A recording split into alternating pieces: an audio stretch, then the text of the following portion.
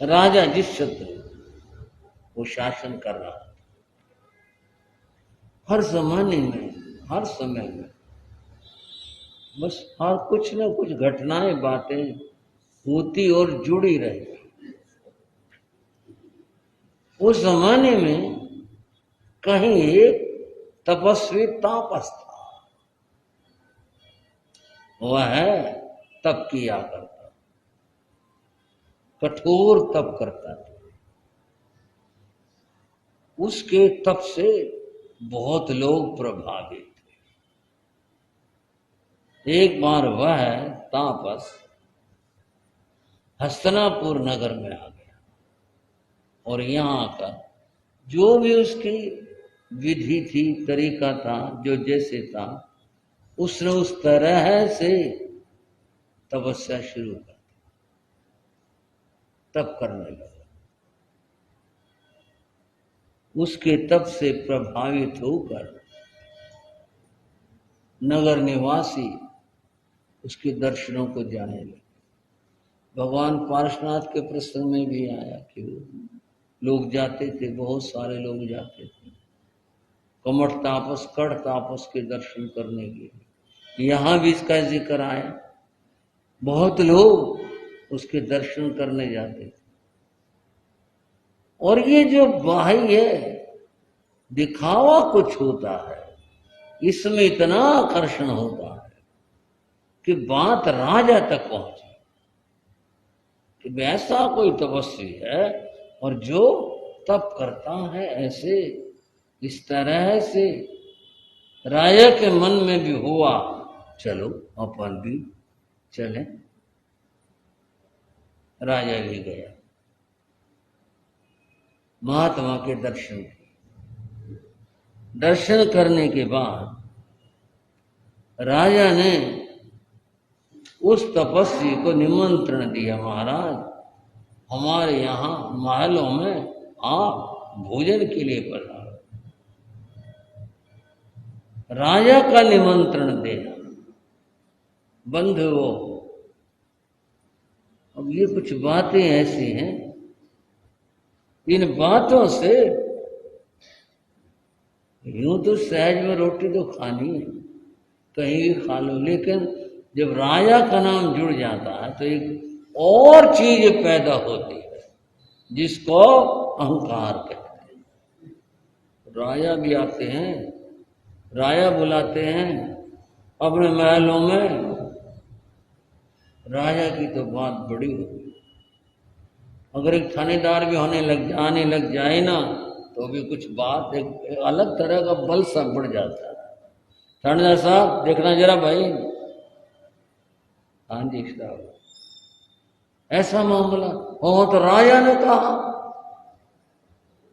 मेरे यहां, मेरे महलों में आप भोजन करें। साधु भी ऐसे कच्चा खिलाड़ी नहीं था, मैंने ऐसा शब्द कह दिया। उसने कहा अभी तो नहीं, देखूंगा। अच्छा जी, फिर कभी गुनाह ना। और वह तब करता रहा, दुनिया आती रही। एक दिन किसी भक्त से साधु ने पूछा कि भाई हस्तिनापुर के सारे लोग अपने आते हैं कि नहीं आते हैं दर्शन करने के लिए, हमारे यहाँ पर सब आते हैं कि नहीं आते हैं। उस भक्त ने कहा जी सब आते हैं, नगर आता है, उमड़ उमड़ करके आते हैं। अच्छा, तो कोई आदमी ऐसा तो नहीं जो हमारे को न मानता हो, न आता हो। बोले महाराज और तो ठीक है, पर आपको बताऊं एक आदमी की बात, वो कभी नहीं आया आपके पास। वो कौन है ऐसा भाई जो हमारे पास नहीं आया? ऐसा कौन है वो? बोले जी उसका नाम कार्तिक श्रावक है।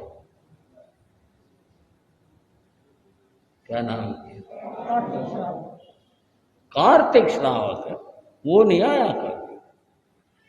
अगर मैं इस बात से हट करके कहूं, दुनिया तमाशबीन होती है, पता नहीं कहां कहां जाती है और कैसे कैसे घूमती फिरती है, लेकिन कुछ लोग होते हैं स्थिर चित्त वाले, जिनका चित्त, जिनके विचार बड़े स्थिर होते। बोले ये और तो हमने देखा सभी तरफ से, इधर से उधर से, मोहल्लों से, सब तरह से, उधर से लोग आते हैं, बाकी कभी कार्तिक नहीं आता।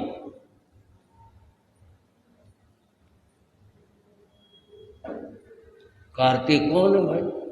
जैन है, श्रमणोपासक है, वो कभी नहीं आता। तो इसका मतलब ये हुआ कि नगर में कोई ऐसा आदमी भी है जो हमारे को नहीं मानता, और सबको, सब हमें मानते हैं, हमारी तपस्या को मानते हैं, परंतु वो आदमी ऐसा हमें नहीं मानता। चलो उसको और तरह से बुलाएंगे।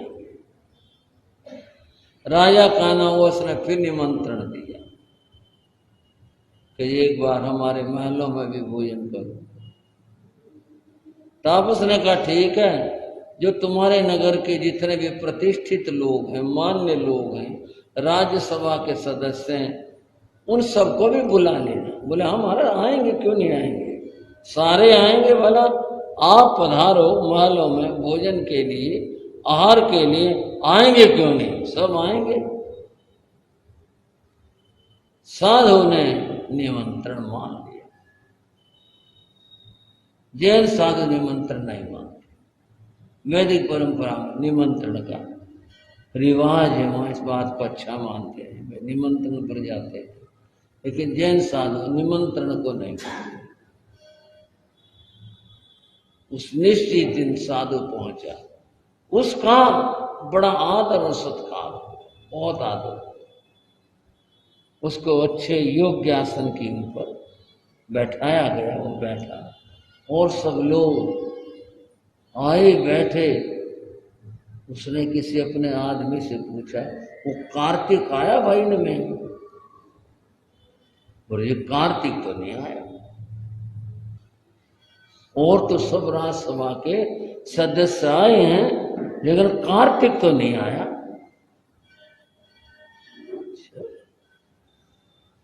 राजन, हमने कहा था भी सबको बुलाना। बोले हाँ जी सब आए हैं।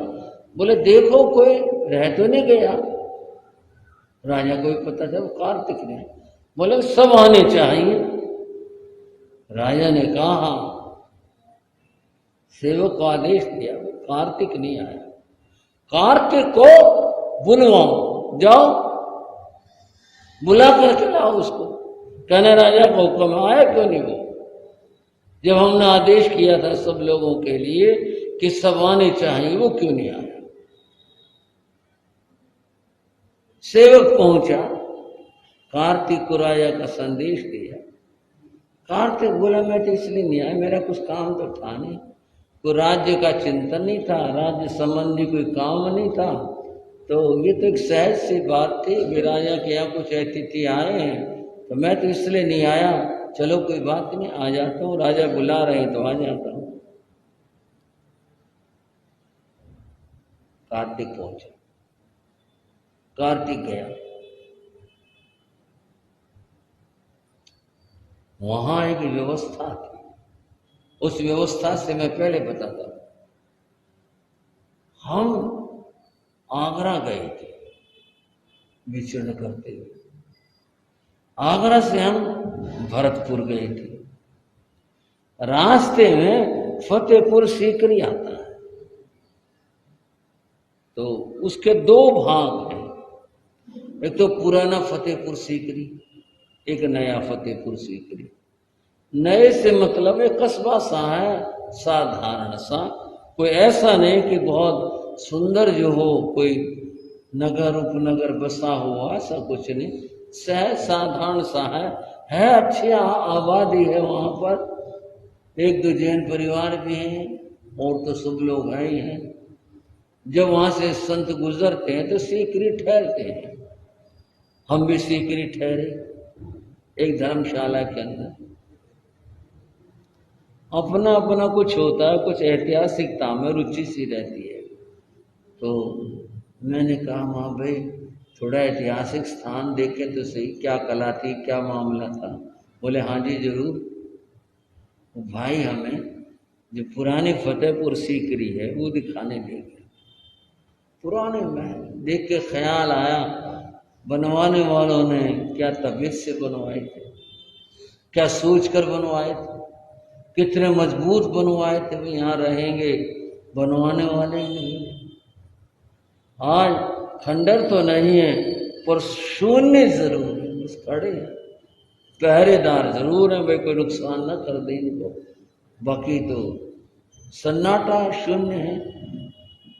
जो पर्यटक लोग हैं बस वो आते हैं, वो देखते हैं। एक बादशाह ने वहां फतेहपुर में एक दरवाजा बनवा रखा, खाली दरवाजा, किसी महल का दरवाजा नहीं है, केवल दरवाजा है बस, और उसका नाम है बुलंद दरवाजा। इतना ऊंचा दरवाजा, उसे देखो ना, ऐसे करके करना पड़ेगा बिल्कुल, वो कितना ऊंचे जाएगा, इतना ऊंचा दरवाजा, बहुत ऊंचा दरवाजा, उसका नाम है बुलंद दरवाजा। बताया कि ये बादशाह ने ये अपनी विजय की खुशी में बनवाया था, नाम इसका बुलंद दरवाजा रखा गया। और कुछ देखो, अकबर के महल भी देखिए, अकबर के बैठने की जगह देखिए, आपको अजीब सा लग रहा होगा, क्या वर्णन चल रहा है, चल रहा है उसी की पुष्टि में चल रहा है। जब हम उस अकबर के बैठने की जगह जो थी उधर गए, और साथ वाला भाई बताने वाला बोला, महाराज जी नीचे हो जाएगी, माथे में लग जाएगी, दरवाजे छोटे छोटे, छतें बड़ी ऊंची ऊंची। मैंने कहा ये क्या बात? बोले जी जो कोई आता है बादशाह के आगे झुक करके फिर अंदर प्रवेश करता है, इसलिए प्रवेश के सारे दरवाजे छोटे हैं,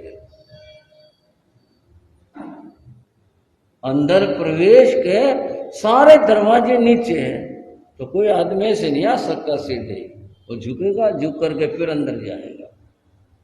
ये है इनकी थीम, इनकी बात ये है। अच्छा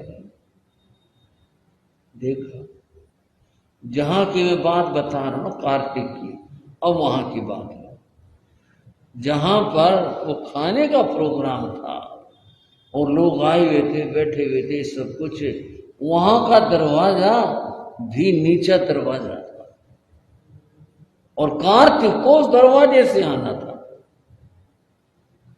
तो वो ऐसे झुक करके आने का था। कार्तिक ने कहा और भी दरवाजे थे पर ये इन्होंने रखा है जान पूछ के, कोई इसमें बात है, ये तो शायद अहंकार का पोषण है। उसके मन में आ गई ये बात, अहंकार का पोषण क्या कि सब लोग हमारे को सिर झुकाते हैं, हमारे आगे झुकते हैं, ये इस बात के लिए लगा उसे, नहीं तो और दरवाजे थे और तो चलो ये छोटा दरवाजा होगा खिड़की टाइप है, उधर से ले आते ही, उधर से यहां से लाए, क्या बात है ये। उसने भी थोड़ी होशियारी बरती, कार्तिक ने बजाय कि सीधा रहा था यूं झुकता और अंदर प्रवेश कर लेता, वो टेढ़ा हो गया, ऐसे हो गया, ऐसे हो गया, ऐसे ऐसे हो गया। समझ आ गई बात? हाँ, बजाय इसके वो सीधा गए झुकता और फिर अंदर प्रवेश करता, इसके बजाय वह टेढ़ा हो गया, टेढ़ा हो गया, ऐसे हो गया, ऐसे होकर निकल गया। ये थी बात, ये मामला था, ये सोची समझी चाल थी। महात्मा ने भी देख लिया, बोले वह कलाकारी करी, इसने भी पूरी कलाकारी करी, इसने अपने आप को झुकाया नहीं। कार्तिक अहंकारी नहीं था, वो व्यवहार जानता था, लेकिन जब ये बात आ गई कि भी सारे धर्म मेरे आगे आके झुके, सारे धर्मात्मा मेरे आगे आगे झुके, इस बात के कारण से उसने ऐसा किया। वैसे किसी का हाथ जोड़ने से न तो सम्यक जाती है न कुछ दोष होता, व्यवहार है, व्यवहार तो निभाते हैं, व्यवहार निभाना भी चाहिए, एक श्रद्धा है और एक व्यवहार है। उस बात को जानता था, समझता था, लेकिन यहाँ तो इस बात को प्रमाणित करने का मामला था कि सब हमारे आगे झुकते, इसलिए उसने भी उन्होंने कलाकारी करे, उसने भी होशियारी करी, व्यवहार निभा करके वहां जैसे भी था बैठ गया। महात्मा को बात पसंद नहीं आई, भाई ये तो कुछ हुआ नहीं, इसने तो बहुत हमारे साथ में होशियारी करी इस तरह की बात करके।